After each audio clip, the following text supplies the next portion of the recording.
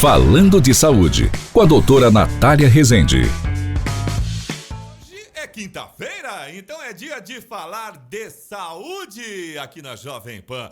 E as nossas queridas já chegaram. Doutora Natália Rezende, bom dia. Tudo bem? Bom dia, tudo ótimo. Oi, Elô, bom dia. Oi, tudo bom? Essa Elô tá cada dia ocupando mais espaço aí, hein, Natália? Essa Elô tá me apertando aqui. Tô Vou falar sentindo, pra você, viu? Quantas semanas já, Natália? Essa semana, sábado, 32 eu vou fazer. Você viu já. que você já faz, a Elô já faz parte da família aqui. A gente já tá na contagem, todo mundo junto, Não, ela é né? muito metida. Total, Muito, total. muito. Aguenta essa menina quando ela chegar, viu? E hoje a Natália veio devidamente acompanhada, conforme prometido, né, Natália? Exatamente. Eu disse que ia ter convidado especial. E tá com a gente hoje o Eric Alvarenga. Fala, Eric, bom dia, tudo bem? Bom dia, Eloy. Bom dia, Natália. Bom dia. Bem-vindo aqui ao nosso Falando de Saúde da Jovem Pan. Muito obrigado por ter aceitado o nosso convite, Eric. Eu que agradeço toda a equipe Jovem Pan, doutora Natália, Eloy. Um prazer imenso estar aqui com vocês hoje. Vamos começar pelo começo, né, Natália? Vamos. 2 pontos aqui pro Eric. Primeiro, a gente aqui é chique, viu, Eric? Temos uma Natália sem H, né? Rezende Isso, com Z de original. Zulu, original. E nós temos um Eric chique, com H no começo. Exato. Por Eu favor. doei o meu H pra ele. E o que não tinha, né? Pronto, combinado. E o Eric é anestesista, né, Eric? Fala um pouco pra gente da sua formação, da sua carreira. O que faz um anestesista? A gente sabe assim a grosso modo, né, Natália? Mas na vida real, fala um pouco pra gente então da sua carreira, da sua formação e o que faz um anestesista. Inicialmente, então, algumas pessoas não sabem, mas o anestesista é um médico, certo? É um médico anestesiologista, é uma especialidade, formação de 3 anos de residência médica, tá certo? Então, eu sou médico anestesiologista aqui em São José dos Campos e região. Além disso, também eu sou professor da Universidade de Taubaté, a Unital, da disciplina de anestesiologia. E, além disso tudo, eu também sou anestesista da doutora Natália. Olha só! Pacote completo. É venda né, casada isso aqui, gente. Perfeito, perfeito. Que legal, Eric.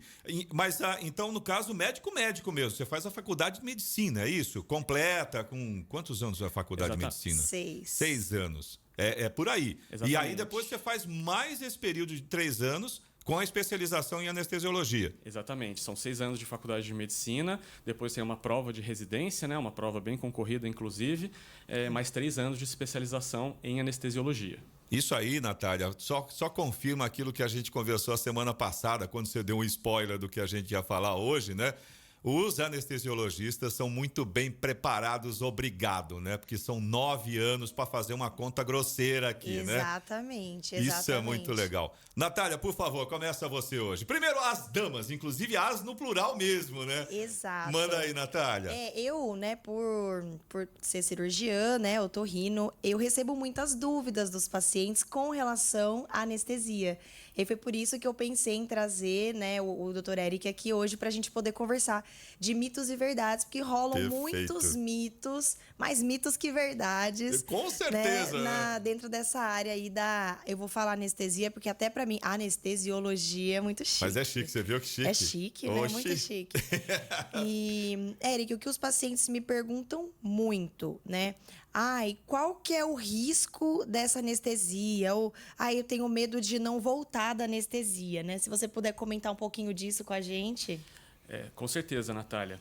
Anestesia é um tema que deixa as pessoas muito preocupadas, justamente por desconhecer a especialidade e como que ela acontece, né? O centro cirúrgico é um lugar que gera um certo medo.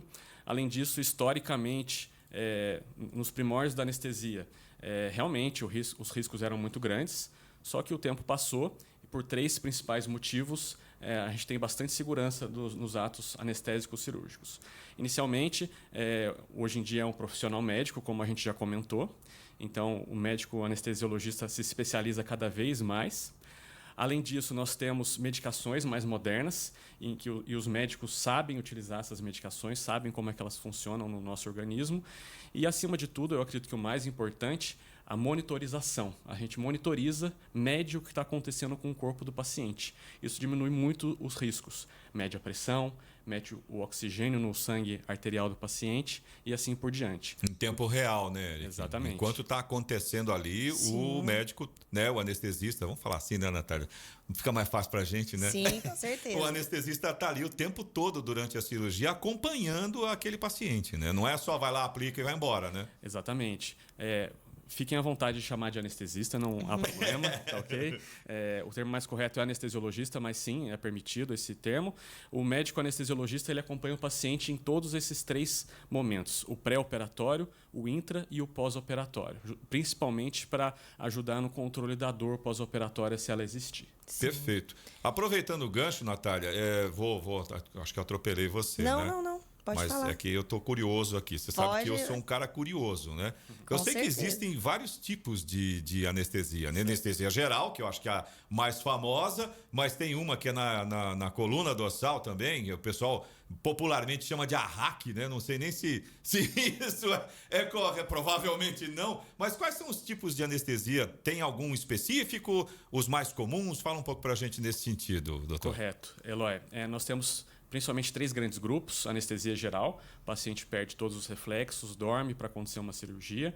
Nós temos os bloqueios do neuroeixo, que seriam a raquianestesia, o bloqueio subaracnoide, e a anestesia peridural ou epidural. E nós temos alguns bloqueios de nervos periféricos. A gente bloqueia alguns nervos periféricos para auxiliar na dor pós-operatória ou propriamente para anestesia cirúrgica. Esse tipo nervos periféricos seria o quê? Anestesia um braço para não ficar doendo o braço, alguma coisa desse tipo? Exatamente. Você percebeu que eu entendo tudo da área, né? Sim, o Eloy é praticamente um médico Eu aqui fico entre nós. curioso e eu fico perguntando mesmo, né, Natália? Sim, com certeza. E nos bloqueios, o paciente pode estar acordado, mas não vai estar sentindo dor. Exatamente. Normalmente a gente associa a uma sedação. A gente também tem essa outra possibilidade de anestesia, fazer um remédio na veia do paciente com a intenção de deixar ele sonolento, fazer um certo grau de amnésia, não lembrar desse momento da cirurgia, ficar mais confortável para realizar as cirurgias. Mas a mais comum é a anestesia geral. Algumas exceções são feitas com esses tipos diferentes de anestesia. Sim, e a endoscopia é com sedação. Sim. Além de a anestesia atuar para procedimentos cirúrgicos propriamente ditos, o anestesista também pode fazer anestesia para procedimentos ou exames mais invasivos, como endoscopia, colonoscopia e alguns outros exames. Então, sim, para esse tipo de exame é feita a sedação, um tipo mais leve de anestesia. As medicações são semelhantes, mas uma anestesia mais leve que o paciente simplesmente dorme, fica mais relaxado e faz amnésia nesse momento. Eu gostei dessa parte da amnésia, É, viu? muito Gostei disso, viu, Natália? É por isso que normalmente eu já tive oportunidade de passar por uma situação dessa, e é bem isso mesmo, né? Você só lembra. No meu caso, eu lembro do médico falando: não, conta até 5 de trás para frente. 5, 4 e daí para frente eu já não lembro de mais nada. E aí abre né? o olho de novo e já acabou. Já tá, exatamente. Eu por aí. também. Essa parte é boa. É muito legal. Agora, mesmo. tem uma grande preocupação, né, das pessoas, óbvio, lógico. A gente sabe que qualquer coisa que, não vou dizer, eu passei por isso, então a gente sabe exatamente como é que é. A gente sempre fica naquela expectativa. Porque pro paciente é uma coisa muito, como é que eu vou dizer, imprevisível, né?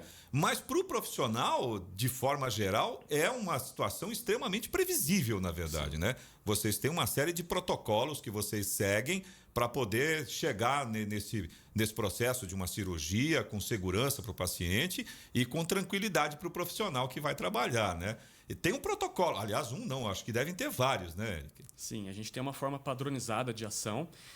Tudo se inicia com o time-out, que seria um termo utilizado no centro cirúrgico para a gente garantir todas as respostas, né? No caso, então, a gente pergunta o nome completo do paciente, qual o nome do cirurgião, qual cirurgia ele vai realizar, se tem alguma condição específica, por exemplo, uma cirurgia de grande porte, a gente deixa reservado vaga de UTI, tem necessidade de reserva de hemoderivados, sangue e componentes sanguíneos, e assim por diante. Pergunta se o paciente tem alergia, sim ou não, e tudo isso tem um quadro na sala de cirurgia para a gente deixar identificado. Tudo isso serve exatamente para a gente evitar erros e evitar complicações. É muito legal porque, na verdade, a anestesia, ao contrário do que pode se pensar, é algo extremamente seguro. né? As pessoas não têm que ter medo de anestesia. Ela vem aí para trazer segurança para nós. Sem Para o dúvida. cirurgião, para o paciente, para o médico, né? Anestesista. Então, é muito interessante, porque isso que o Eric falou do time out, até o nome em inglês, né? Eu já tive a oportunidade de me especializar nos Estados Unidos e é exatamente igual. É exatamente assim nos bons centros, sim. né? De todo mundo. Traduzindo ao pé da letra para você que está ouvindo a Jovem Pan, é contagem regressiva mesmo. É de trás para frente, chegou no zero, já era, né? Tem que estar tudo 100%. Tem que estar né? tudo certo. E eu sempre falo para os meus pacientes, eu falo, não estranha, lá a gente vai perguntar tudo de novo, sim. várias vezes. Porque eu vou no quarto, pergunto, o Eric vai no quarto, pergunta, na sala, pergunta. É por isso que é tão seguro, porque é super checado e que para que a gente possa, né, e o anestesista possa calcular aí as doses, escolher os medicamentos, entender aquele paciente. Fala um pouquinho também, Eric, da consulta pré-anestésica. Eu acho que isso é muito importante, legal é para importante. tirar esse fator de imprevisibilidade que o Eloy comentou. Né? A gente conhece o médico que vai estar lá conosco, assim como a gente conhece quem vai nos operar antes do dia. Perfeitamente, Natália. Já é padrão há algum tempo a consulta pré-anestésica. É o mesmo termo para avaliação pré-anestésica. É uma consulta feita pelo médico anestesiologista. Essa consulta tem dois principais motivos. Inicialmente, o médico anestesiologista ele avalia o status clínico do paciente, se ele tem alguma doença, alguma comorbidade, hipertensão, diabetes e assim por diante.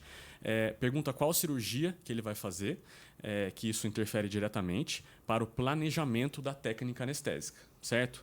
E o segundo principal, e eu acredito que seja o principal motivo, é justamente explicar qual é o planejamento anestésico ao paciente. E justamente aí que chega a nossa ação de tentar minimizar esse medo, essa preocupação maior do paciente.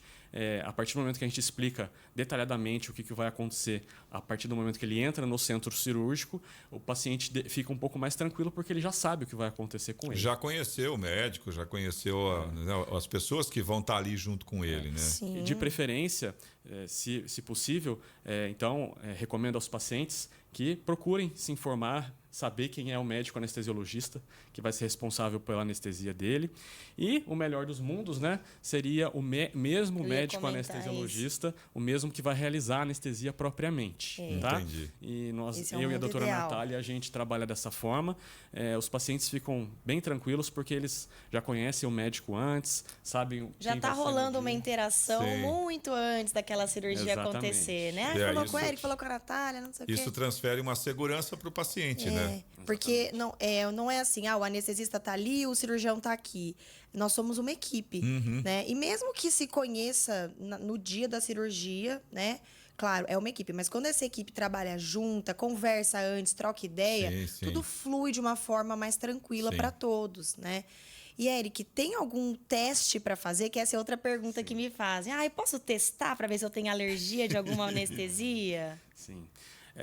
Isso é bem comum os pacientes perguntarem isso. Eles chegam porque eles não entendem bem o que seria a consulta do anestesiologista, né? Então eles acham que eles vão fazer um teste, como se fosse um teste alérgico para ver se ele vai ter alergia a alguma medicação da anestesia. E isso habitualmente não acontece. São muitas medicações e a incidência de alergia propriamente aos anestésicos é relativamente baixa. Sim. Então, não é possível e, colocando na balança, não há necessidade de realizar esses testes. O que é muito importante é o paciente informar corretamente sobre anestesias prévias. Isso sim é relevante. Se ele já fez alguma outra cirurgia ou algum outro exame com anestesia, se ele teve algum problema, se correu tudo bem e assim por diante. Isso traz grande repercussão para a nossa prática, sim. Ô, Eric, Ótimo. agora eu vou chutar o balde aqui, Natália. Vai. Mito. A gente às vezes vê eu já assisti alguns filmes onde tem a cena de que o cara tá lá na mesa de cirurgia e acaba o efeito da anestesia. Isso é coisa de cinema ou já aconteceu? Você já teve a oportunidade de presenciar, ou você ou algum seu colega, isso de verdade? Essa é clássica, né, Natália? Essa pergunta foi mito ótima. ou é verdade? A gente só vê no cinema essas coisas ou pode acontecer? Eu acredito que antigamente até poderia, né? Mas eu acho que hoje não mais, né, Eric? Sim, é uma complicação da anestesia, se chama consciência intraoperatória. Nós estamos falando de anestesia geral, certo? Tá, ok. Quando são feitos outros tipos de anestesia, a gente não pode usar esse termo, porque, por exemplo, a raquianestesia, o paciente tem anestesia cirúrgica do abdômen para baixo. Sim, no ele caso. continua, então, ele continua consciente, né? apesar da gente fazer uma sedação para também deixar ele mais confortável. Então, quando a gente usa esse termo, a gente está falando propriamente de anestesia geral. Existe. A incidência é baixíssima, certo? Antigamente, como você mesmo comentou, era bem mais comum. Hoje em dia é bem incomum justamente pela monitorização como que eu me referi, tá ok? Perfeito. O anestesiologista ele fica o tempo inteiro dentro da sala cirúrgica e tem formas de evitar que isso aconteça. Nós temos um monitor moderno disponível já amplamente no Brasil, que a gente tem capacidade de medir o eletroencefalograma no intraoperatório. Tem algumas marcas comerciais, mas a gente consegue medir o grau de sedação, quão profunda está a anestesia com esse monitor. Perfeito. Natália, aquela nossa listinha. Mas que eu ia falar. Fala da listinha. É mais um. Deixa eu explicar, né? Porque pra gente e pro nosso ouvinte aqui da Jovem Pan já é clássico. Quando a gente fala da listinha, o pessoal já sabe do que se trata. Agora, pros nossos entrevistados, eu acho que é novidade, né, Eric? É o seguinte, o nosso tempo é sempre bem curtinho, né? Nós falando de saúde é bem compactinho aqui dentro do Rock and Pop. Mas tem alguns temas e alguns entrevistados que a gente cria uma lista para trazer de volta.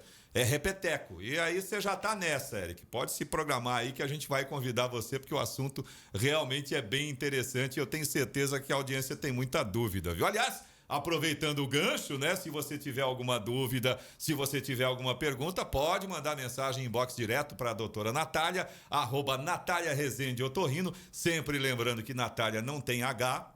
O H da Natália foi pro Eric. E o Rezende é com Z de Zulu. @Natália Rezende Otorrino. Tem um Instagram também, Eric? O pessoal consegue te encontrar pelas redes sociais aí? Pode falar pra gente. Sim, fiquem à vontade de procurar, pesquisar. Tem o perfil no Instagram, @eric.anestesista. Tá. Eric, HERICK.anestesista. Ó. Chique demais, hein? Natália, então é isso aí. Terminamos o nosso Falando de Saúde de hoje. Foi ótimo. Mas na semana que vem a gente volta e o Eric já vai para nossa listinha de repeteco aqui no Falando de Saúde, com certeza. Com certeza. Eric, muito obrigado pela gentileza, você ter vindo conversar aqui com a gente, com os nossos ouvintes, com a nossa audiência da Jovem Pan. Natália, mais uma vez, muito obrigado. Eu que agradeço. Abraços também para a nossa querida Elozinha aí junto com você. E na semana que vem a gente tem mais um Falando de Saúde aqui na Jovem Pan. Com certeza, Eloy. Valeu, abraço. abraço.